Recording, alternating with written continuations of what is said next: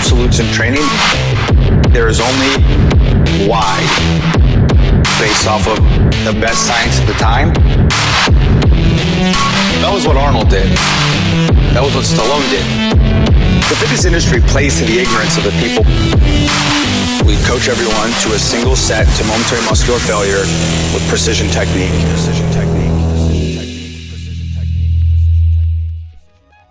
So, where are you from? I grew up in Felony Flats off 86th and Powell. My dad was a house builder. He was the biggest house builder on the West Coast at one point. And he built us his dream house when I was like 15 up on Mount Scott. And so those are my spots.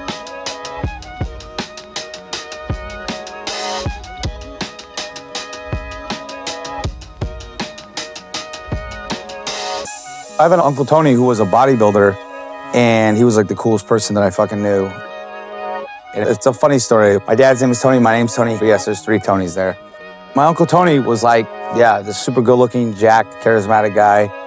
And he lifted weights, and I wanted to be like him. And so, actually, when he comes to the gym, I always introduce him and be like, hey, this is the reason we're all here. If it wasn't for this man, I would not have got into lifting weights.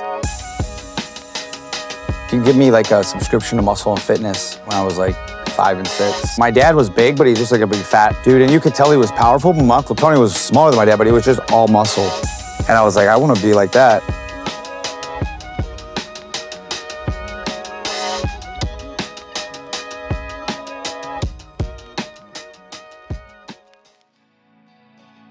What's your earliest memory of weightlifting and training? Tony got me lifting because I was an obese kid and I loved basketball. I kept getting cut. The coach would tell me, you were the most skilled player here, but you're too out of shape. I had a coach my junior year in high school. I said, he finally cuts me on the last fucking day. The last day, he calls me down. We're about to shut practice down. I'm like, I did it. I made the team. And he's, hey, we got to talk. And I'm like, what's up? And he's like, if you want to sit on the bench for the whole year and learn the plays and get in shape, then maybe you'll get a play if we make it to the state stuff, but you're too out of shape. I had the school record for 3-pointers at one point. And the coach was like, yeah, you're too fat. I was like, oh, great. So my 2 things as a kid I did is I played basketball and I did martial arts. I did karate. And so I hadn't done karate and I had used to compete in point tournaments. So I went home and I was like, I'm gonna get back into martial arts. And so I got back into martial arts. My uncle's like, well, hey, this is what you need to do. You need to lift weights, focus on your diet. Because I had tried to get in shape for basketball, running, jogging. Like I would go run 5-6 miles a day. And I did nothing. And he's like, because you have to be lifting weights. If you're gonna do your cardio, it needs to be specific. He was actually ahead of the time.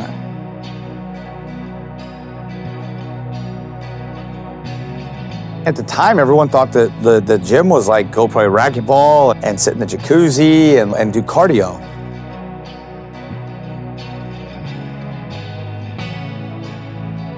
He was training with barbells and dumbbells, and he was training intensely, and he was doing that with other bodybuilders. He was focused on building muscle. In the 80s, building muscle, like, that was what Arnold did. That was what Stallone did. But like, you would go to the gym, you'd swim and cycle and play some racquetball, but you sure as hell didn't lift weights. And so I started lifting weights. I lost like 185 or 100 pounds from my junior to senior year in high school. And I got into kickboxing and I had my first fight like a year later of that. And that was how we got into this kind of stuff.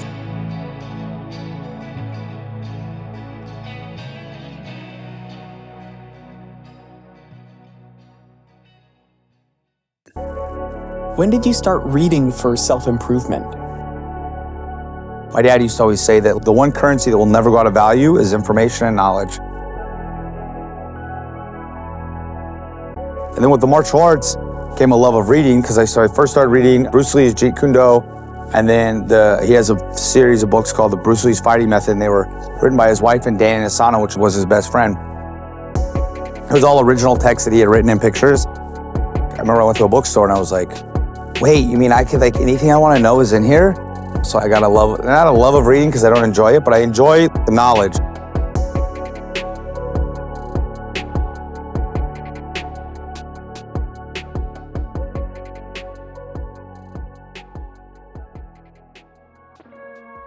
Tell me more about your experience with martial arts. I remember seeing this clip of Marco Ruas KOing a guy named Paul Varelans. And Marco Ruas was this 200-pound jack Brazilian dude. And Paul Varelans was like this big NFL player, like 6'8", 290, maybe 3+. And Marco Ruas was like 180, 220. And he just keeps kicking him in the leg. And then all of a sudden you see the guy fall over and he just starts kneeing him and punching him on the ground. I was like, oh, that's real fighting. I need to learn that. And I had been watching a lot of Van Damme movies at the time. So I just went to the phone book. This was pre-internet. I went to the phone book and just looked for Thai boxing or Muay Thai. And I found a place called Midland Training Hall where I went and started doing martial arts again around my 16th birthday. And then had a fight like a year, 18 months later.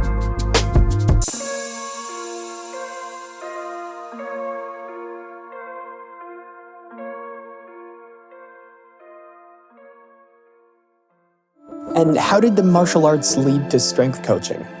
Then I started like looking up, because the internet was around, what do UFC fighters do to get in shape? And I came across a page called intocombat.com, which was from a gym called IHP, Institute of Human Performance, ran by Juan Carlos Santana, JC Santana. And he trained more UFC fighters than anyone, but I found his original DVDs, and there was no-gi grappling, boxing, kickboxing, and then MMA. But when I watched him on the DVD, it was actually when I first thought I could be a trainer for a living. And then I knew then at that point, I was like, I'm gonna become a professional strength coach and a personal trainer. And my dad laughed at me because in the early 2000s, it was like, what? No one does that and makes any money. And so they fishtail. My level of martial arts and training intersected because I just was trying to get in better shape for my fights. I had to figure out how to tell my dad. I was still living at home. He didn't like the idea. So I went to Mount Hood Community College and did a certification program called the WITS. And we actually had a good strength coach. The guy who taught it actually trained Cal Ripken Jr. Well, he set the record for most consecutive games played. Yeah, Guido was his name, I believe. And yeah, it was fun. I got my first certification. I thought I was Johnny on the spot and I knew everything. And I was like applying for jobs and then my dad had a brain injury. So I got my first training job while he was still in the hospital. And so I was working graveyard. So I dropped out of college. I was working graveyard shift as a night shift janitor, and I got my first training job, and then I worked both of them for a little bit while he was in the hospital. And then when he came out of the hospital and got back to normal, I was like, nah, I'm just gonna go here. And that caused a beef between me and my father, because he was like, you got 6 months to a year to support yourself or get a different job or move out, one of the three. And ironically, yeah, it was like almost a year to the day I got to where I could support myself doing it. Tell me more about how you built your business. My first gym, they paid me $10 an hour, and then they gave me like 14 when I was with a client. Certifications are not cheap. They're actually quite expensive, so I couldn't afford those. What I would do is, so like one of them on there that I'm proud of is the Westside Barbell one. I had all of his books and DVDs, and I learned all the material, but the cert test was $2,000 when I bought it.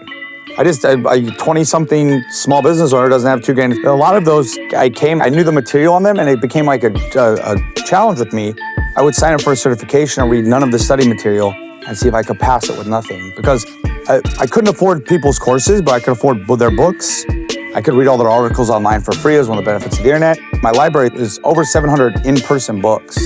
So I couldn't afford the $800 course, but I could afford over the course of a year to get all the books that made up the study material for that course. My business was built with zero. The people that knew me knew who I was and knew how smart I was. I already had a Nike campaign and was the fullest trainer in town, purely word of mouth. And it was the people that knew who I was, but I wanted to be the most credentialed trainer that you'll ever meet. So I started going back and taking all these credentials. Most of them I'd never even opened the study material for because it became like a challenge. I texted a friend of mine who had just opened his own studio. I was like, hey, you guys at that back closet area? Can I rent that from you? And I took one squat stand, a barbell, 4 kettlebells, and a foam roller back there. And I started my business.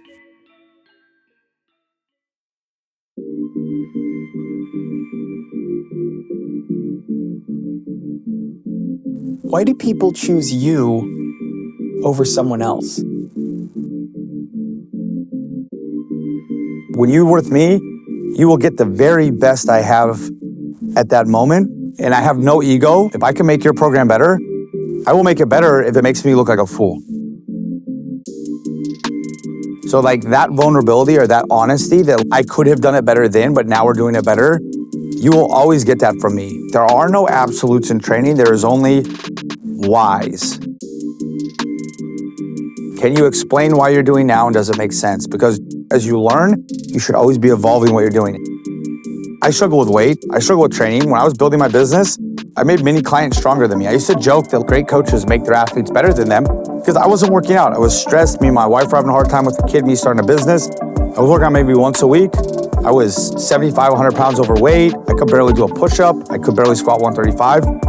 And I was very transparent with my struggles with clients. And so I think that authenticity of, no, I'm no better than you. I just want to help you. That comes across. I will never do anything with you I can't justify objectively based off of the best science at the time. You'll always get the best of that from me at the time. And if I can make it better, I never hesitate to make it better. And I think that's the thing, that authenticity and that realness, why people stay with me. I got probably 30% of my clients with me over 10 years. And I think it's that connection because I also care, like, how often in your day do you meet someone who cares? The woman who was just here before you, our last session, she was super upset, stuff with her boyfriend. We worked her out hard, but then we talked a lot about stuff outside of here that she needed help with. And then I was like, hey, that was more important. I can't charge you for this session. So don't you want to go pay me for the session? No, don't worry about it. That's on me. I am not behooving to the dollar. I have turned away many people that can afford me, and I've never turned away a good person because they couldn't afford my rates. And I think that authenticity is why people choose me over someone else.